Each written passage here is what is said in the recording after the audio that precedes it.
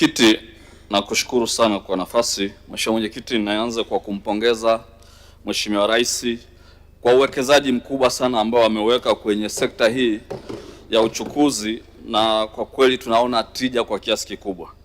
Kipekee nimpongeza sana Mheshimiwa Waziri Profesa Makame Mnyambalawa, Naibu Waziri, na Profesa Kiharara, Katibu Mkuu, pamoja na wakuu wa taasisi zote zilizoko chini ya wizara hii. Mheshimiwa Mwenyekiti, mimi nafarijika tunaposimama mbele ya bunge lako tukufu, tunapoanza kusema mafanikio ambayo bunge hili limeyasimamia katika miaka ya hivi karibuni. Eneo la kwanza ni hili la uboreshaji wa miundombinu ya bandari ya Dar es Salaam, lakini kupitia uwekezaji mkubwa wa kampuni ya DP World ambayo imekuja kuongeza ufanisi kwa kiasi kikubwa sana katika bandari ya Dar es Salaam. Mheshimiwa Mwenyekiti, hili ni jambo la kujivunia sana na tunafarijika kuona kwamba kazi ya mikono yetu imeanza kuleta matunda. Lakini Mheshimiwa Mwenyekiti, sasa hivi uwezo wa bandari ya Dar es Salaam ni takriban makontena makasha 105,000 yanatolewa kwa mwezi, kiasi kwamba sasa imefikia hatua miundombinu imeanza kuzidiwa.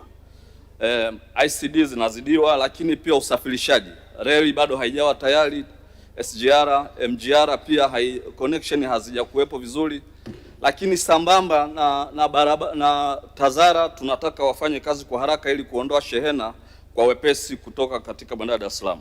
Sambamba na hilo, kwenye sekta hii ya usafirishaji kuna eneo ambalo leo ndio ningependa mchango wangu uelekee hapo. Malori yanayosafirisha mizigo kutoka bandari ya Dar es Salaam na kwenda nchi jirani, haswa corridor ya katikati kutoka Dar es Salaam kwenda Tunduma.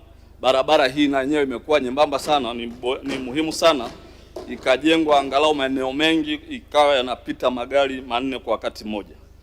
Mheshimiwa Mwenyekiti, nimetaka nichague sekta hii kwa sababu ina mchango mkubwa sana kwenye kutoa mzigo ama shehena katika bandari, lakini pia katika usafirishaji kwa ujumla.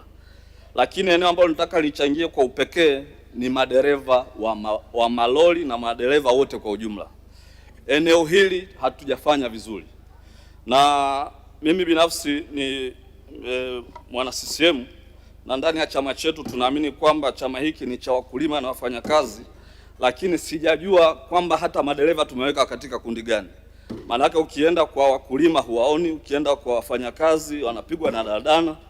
Kwa hiyo ningetamani sana kuleta mchango katika eneo la usafirishaji. Ni vizuri tukalitizama eneo hili vizuri. Mheshimiwa Mwenyekiti, madereva wengi hawana mikataba, wanafanya kazi kwenye makampuni, na kwa bahati mbaya sana makampuni mengi ni ya ndani na ya nje, lakini hawapewi mikataba, lakini wanasafirisha mizigo ya thamani kubwa kutoka kwenye bandari yetu kwenda maeneo mengine, lakini madereva hawa stahiki zao za msingi hawazipati. Lakini madereva hawa pia hata kodi ambazo tungepaswa kuzipata kama pay as you earn hatuwezi kuipata kwa sababu hatujawaweka katika mfumo rasmi. Na kubaliana na maoni ya kamati kwamba tuangalie namna LATRA na Wizara ya Mambo ya Ndani, kwa sababu hapa ndio tunaweza tukapata mwafaka wa hili jambo.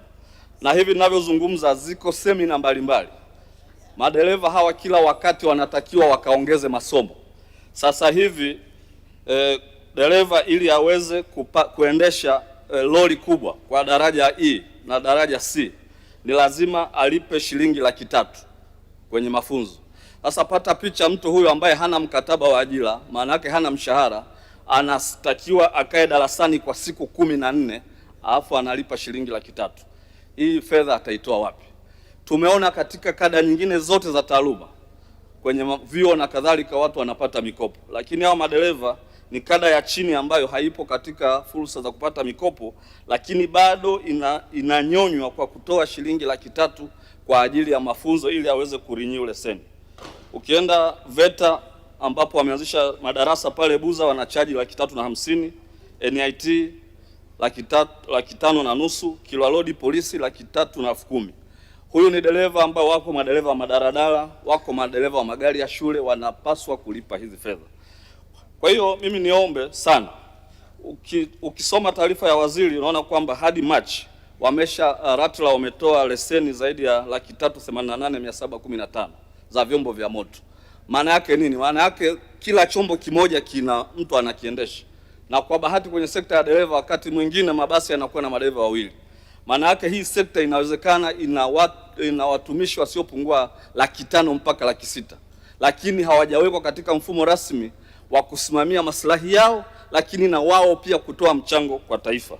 Kwa hiyo ni muhimu sana eneo hili tulitizame, haswa tukilioanisha na swala zima la kuongeza ufanisi katika eneo la usafirishaji. Mheshimiwa Mwenyekiti, niombe sana kwamba Wizara ya Mambo ya Ndani, wizara hii ya uchukuzi zikae kwa pamoja, tuondoe hivi vikwazo ambavyo vinawasababishia Watanzania hawa ambao na wenyewe wana mchango mkubwa sana katika taifa letu. Tusiwachukulie poa, tujiulize kwamba labda asubuhi unaamka dereva wako hayupo, inakuwaje? Lakini tuangalie katika maeneo ya utoaji wa huduma. Daladala zinabeba wanafunzi kupeleka mashuleni, zinabeba walimu, zinabeba watumishi wa afya, zinabeba kila aina ya mtumishi ili aweze kufika kwenye eneo lake la kazi. Kwa hiyo eneo hili ni muhimu sana tulitizame kwa kina ili liongeze tija katika eneo zima la uchukuzi. Mheshimiwa Mwenyekiti, baada ya maneno hayo nakushukuru sana na naunga mkono hoja. Asante sana Mheshimiwa Rashid Shangazi, na nimtaje Mheshimiwa Tabasamu Mwagao, Mheshimiwa Joseph Sukuma, Mheshimiwa Abubakar Yasinga Jendai.